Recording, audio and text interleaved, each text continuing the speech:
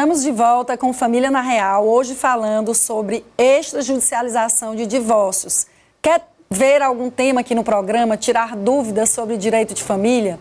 Entre em contato com a gente, é só apontar a câmera do celular para o QR Code que está aparecendo aqui no seu vídeo.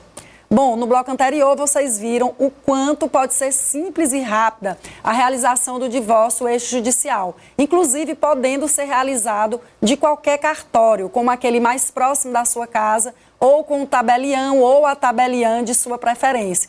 Nós vimos que o requisito essencial para a sua realização é o consenso. Mas e se as partes não entrarem em acordo? Terão que entrar na justiça? E é sobre o divórcio judicial que nós vamos esclarecer nesse bloco. Nós traremos todas as dúvidas comuns desse assunto para você, meu querido telespectador do Família na Real. Então nós vamos conversar agora, pessoal, sobre uma demanda que é muito forte na área do direito das famílias. Infelizmente, assim como muitas pessoas estão casando, elas também estão se divorciando. E aí nós vamos conversar primeiramente sobre os tipos de divórcio existentes no nosso país, né? Nós sabemos e acabamos de ver que existe essa possibilidade aí de entrar com o divórcio extrajudicial diretamente no cartório. E a doutora Estela trouxe alguns requisitos. E entre eles nós temos o consenso. Mas e se as partes não concordarem? Então, no Brasil, nós podemos ter o divórcio judicial, que é aquele que as partes têm que entrar na justiça. Então, existindo filhos menores e que as partes ali não têm nenhum consenso, elas são obrigadas a entrar na justiça. E o divórcio judicial, ele pode ser consensual, certo? E ele pode também ser litigioso. Então, você já deve ter ouvido falar naquele termo divórcio litigioso. Muitas pessoas, inclusive, elas têm dúvida e dizem, quando procuram um profissional, doutor, eu não vou dar o divórcio para ela.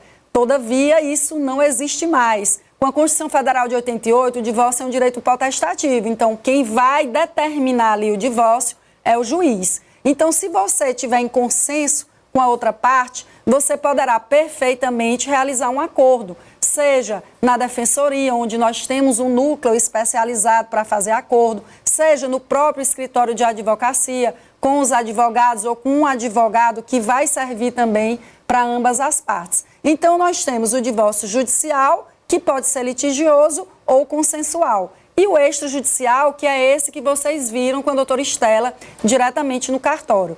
Todavia, se tiver filhos menores ou incapaz, essas questões elas já têm que ter tratado no âmbito judicial. Ou seja, é possível ter outros pedidos na ação de divórcio? A ação de divórcio, ela é uma ação ampla. Então, eu posso fazer outros pedidos ali na ação de divórcio?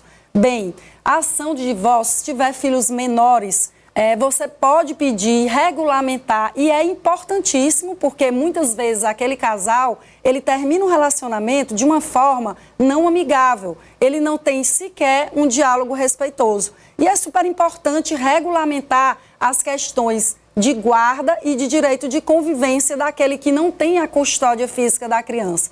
Mas, doutora Rosa, e a partilha de bens é possível fazer?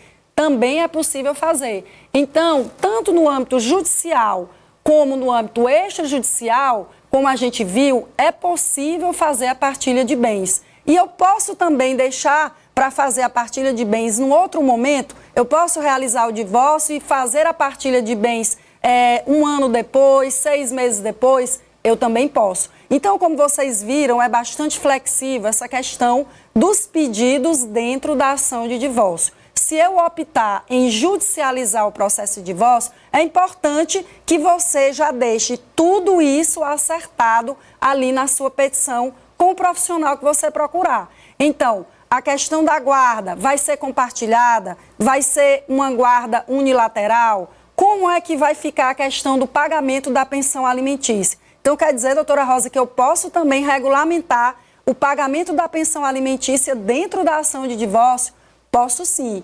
Então, na ação de divórcio, eu posso me separar, usando esse termo que na verdade não é jurídico, eu posso fixar ali o divórcio, o juiz pode divorciar as partes e também pode regulamentar todas essas questões. E é bem comum que haja conflito entre os ex-parceiros caso eles não regulamentem. Então, a gente tem muitas queixas no sentido, doutora, o pai, que geralmente é assim que acontece, ele está pagando no dia que quer, ele está pagando o valor que quer. Então, a parte ela já entra com a ação de divórcio cumulada com guarda, com direito de convivência e com a partilha de bens. Em que situações o divórcio judicial ele é obrigatório mesmo quando há o consenso entre as partes? Então, como a gente viu, o divórcio ele é obrigatório ali no âmbito judicial se tiver esses filhos menores, se tiver a mulher gestante, se tiver um incapaz. Por quê? Porque caso a parte ou as partes optem em fazer no âmbito extrajudicial, é necessário, além do consenso, como a gente viu, que essas questões tenham sido regulamentadas no âmbito judicial. Então, a parte, quando ela vai ao cartório, ela tem que levar aquela sentença que diz lá como é que ficou a questão da guarda, se é unilateral, se é compartilhada, se o pai vai ver toda semana a criança, se ele vai ver em finais de semana alternados. Aqui também a gente já teve a oportunidade de falar sobre a guarda compartilhada. Se você não assistiu, o nosso programa com a doutora Keila, que foi o nosso programa número 1, foi excelente. A gente tratou sobre toda a questão da guarda compartilhada. Procura lá em nossas redes sociais, nosso canal do YouTube, você vai encontrar o programa de guarda compartilhada. Então, a guarda compartilhada é aquela que regulamenta o poder de decisão dos pais, em que ambos os pais eles poderão participar da educação do filho. E por que a gente está falando aqui no processo de divórcio de guarda? Porque se aquele casal tem filhos, ele poderá regulamentar a questão da guarda, do direito e da partilha de bens. Então, como a gente viu, inclusive, é algo que eu quero destacar, que a doutora Estela falou também, no âmbito extrajudicial, não há necessidade da homologação judicial lá no cartório. E por quê? Porque você vai receber uma escritura pública e ela vai ter força de mandado de averbação. O mandado de averbação é uma das dúvidas mais frequentes no meu canal do YouTube, quando eu trago lá temas do direito das famílias. E por quê, doutora Rosa? Porque quando você se divorcia, você precisa concluir o processo de divórcio. Como é que você vai fazer isso? Através do mandado de averbação. O mandado de averbação é o que vai tornar público perante a sociedade, perante terceiros, que você está divorciado. Então, não basta você estar ali no divórcio e no processo judicial e a sentença do juiz. Então, a sentença do juiz ela vai ter força no âmbito judicial de um mandado de averbação. Você precisa ir no cartório onde se deu o seu casamento e averbar o seu divórcio com aquela certidão ali dizendo, estou divorciado. Então, na sua certidão de casamento, você vai receber uma nova certidão indicando que você está divorciado. E por que isso é importante? A questão do nome, a questão da publicidade, as pessoas elas só vão saber que você está divorciada de fato, que você passou por um processo ou que você fez no âmbito extrajudicial, se tiver averbada na sua certidão de casamento. Inclusive, você não vai nem conseguir mudar o nome, caso você queira voltar a usar o nome de solteira. E é muito importante isso também, porque no próprio petição inicial ali do seu advogado, ele vai constar, a mulher vai querer voltar a usar o nome de solteira. Então, aqui é mais um detalhe importante da ação de divórcio. Você, mulher, pode optar em não mudar o nome de casado, ficar lá com o nome de casado, porque muitas mulheres, elas sabem que tem problemas, que tem dificuldades ali de tempo, que vai ter trabalho de alterar a sua documentação para colocar o nome de solteira. Então, é muito comum também o pedido de alteração do nome na ação do divórcio. Quanto à questão da partilha de bens, o casal ele vai ter que elencar ali todo aquele patrimônio que ele recebeu, né, que ele adquiriu durante a relação, seja no casamento, seja na união estável. Então, é possível também dissolver a união estável. E como é que a gente faz essa questão que muita gente tem dúvida? Então, casamento e união estável são instituições diferentes. A gente tem aí o processo do casamento, que é um processo formal, que exige um processo de habilitação no cartório, que exige testemunhas, que tem efeito civil, aquele casamento no religioso ali, da pessoa que é católica, que realiza na igreja, para que ele tenha efeito civil, é necessário que haja todo um processo ali no cartório para que haja esse efeito civil no casamento religioso. Já a união estável não, a união estável é um fato jurídico. Então, basta que aquele casal ele preencha os requisitos da união estável, que nós também vamos trazer esse tema aqui. Muitas pessoas já solicitaram para a gente para conversarmos sobre a união estável. Nós estamos organizando um programa bem legal sobre união estável. Vamos trazer um convidado para a gente falar sobre todos esses requisitos importantes que caracterizam a união estável, como a publicidade, como a continuidade, como a questão de ter intenção de constituir família, morar sob o mesmo teto, constitui união estável. Doutora, eu adquiri um bem durante a união estável, eu tenho direito a esse bem?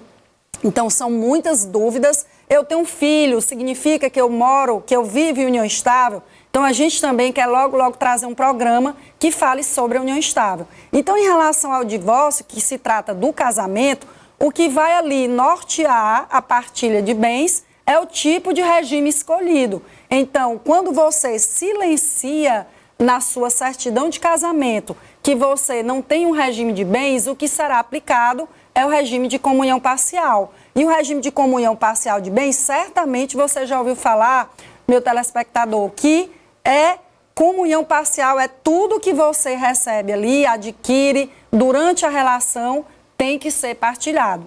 Então, foi comprado ali um carro durante o casamento e mesmo que seja por um dos cônjuges, ao final da relação, esse bem vai ser partilhado. E eu posso e devo levar, isso você vai discutir com o profissional que lhe acompanha, se eu vou levar essa partilha para o divórcio. Após a Constituição Federal, o divórcio ele é considerado um direito potestativo. E o que significa isso? Significa que basta um dos cônjuges quererem se divorciar para que o juiz divorcie aquele casal. Antigamente, existia a necessidade de se declinar motivos na petição. Por que acabou o relacionamento? Eu não vou dar o divórcio. São termos hoje que não existem mais com a Constituição Federal de 88. Então, quem vai ali decretar, como a gente diz, o divórcio é o próprio juiz. Então, basta você ter a prova da certidão de casamento, você declinar que não tem mais interesse em dar seguimento naquela vida de casal em comum, que o seu divórcio vai acontecer, seja no âmbito judicial ou no extrajudicial. Nós iniciamos a entrevista com a doutora Estela falando um pouco sobre uma resolução do CNJ, a resolução número 571. Essa resolução nós quisemos trazer para o programa porque foi ela quem autorizou todos os cartórios do Brasil a realizarem o divórcio extrajudicial mesmo com filhos menores. A questão do divórcio acontecer no cartório não é nada novo. O novo é o quê? É você poder, em todos os estados do Brasil, realizar esse procedimento no cartório com a presença de filhos menores, desde que essas questões já tenham sido resolvidas no âmbito judicial. Porque existe a necessidade da manifestação do Ministério Público, que zela ali pelo interesse do menor, para que você consiga realizar. Então, hoje, com a resolução do CNJ, que é recentíssima agora de agosto, todos os cartórios do Brasil estão autorizados a realizar o procedimento de divórcio exatamente na presença de filhos menores. Nós até iniciamos a conversa, o bate-papo com a doutora Estela, falando um pouco sobre a questão de que em alguns estados do Brasil, esse procedimento ele já vinha sendo realizado. Só que não eram todos os estados. E aí o CNJ, para evitar, exatamente para padronizar os procedimentos em todos os cartórios, veio aí trazer essa resolução, que já era bastante esperada. Da mesma forma, o inventário no caso de testamento, que também será motivo e objeto de outros programas aqui no nosso Família na Real. E desde já eu já peço que você se ligue em nossas redes sociais, no nosso Instagram, que sempre eu estou fazendo ali uma enquete para você dizer o que você quer que a gente converse aqui. União estável, guarda, direito de convivência, pensão alimentícia. Quem decide aqui é você. Então, vá lá, a gente sempre faz aqui um stories logo que acaba o programa e faz uma enquete, abre uma enquete em nossos stories do perfil da TV Cidade Verde. Fique atento e mande no nosso telefone que aparece na televisão, mande em nosso direct que a gente vai preparando sempre com muito carinho, com muito amor, esse programa aqui que é seu, que é nosso. Então, uma das perguntas que a gente mais recebe na defensoria é sobre o tempo de duração ali de um processo. Sempre pergunto, doutora Rosa, esse processo de divórcio vai demorar? Então, quais são os fatores que eu considero, na minha opinião, que ali são responsáveis por prolongar mais o processo? Então, eu considero que principalmente o conflito entre as partes, aquele ex-casal ali que não se entende, que não conversa, que não tem nenhum acordo em relação a esses pontos que nós conversamos, como guarda, convivência, partilha de bens, certamente esse processo vai demorar mais. Então, por isso que é importante nós, como profissionais, termos essa postura colaborativa, no sentido de conversar com as partes, de escutar. Eu considero e falo muito nas minhas redes sociais sobre um atendimento de excelência. Nesse momento tão delicado, as pessoas precisam ser escutadas, que é diferente de ouvir. Então, a pessoa entra na minha sala, eu já acolho todas as dores, todas as angústias daquela pessoa naquele momento, para que eu possa ali ter o discernimento de orientá-la da melhor forma possível.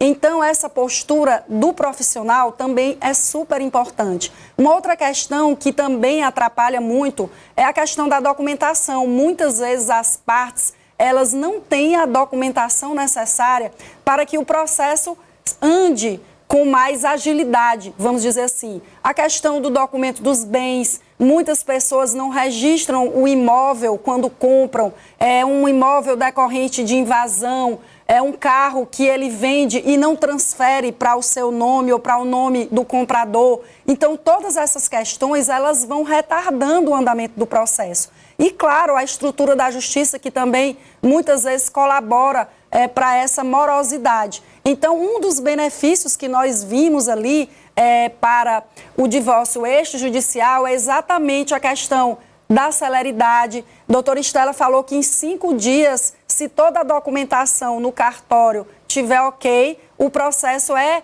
terminado e você recebe ali a escritura pública. A questão também das custas, a economia, e já falando aqui dos benefícios entre o divórcio extrajudicial e o judicial, que é algo muito pessoal que você vai ter que discutir ali com o seu profissional. Então, pessoal, espero que a gente tenha conseguido passar para vocês hoje de uma forma leve, de uma forma esclarecedora, as diferenças entre o divórcio judicial e o extrajudicial. Por hoje é só, finalizamos mais um Família na Real.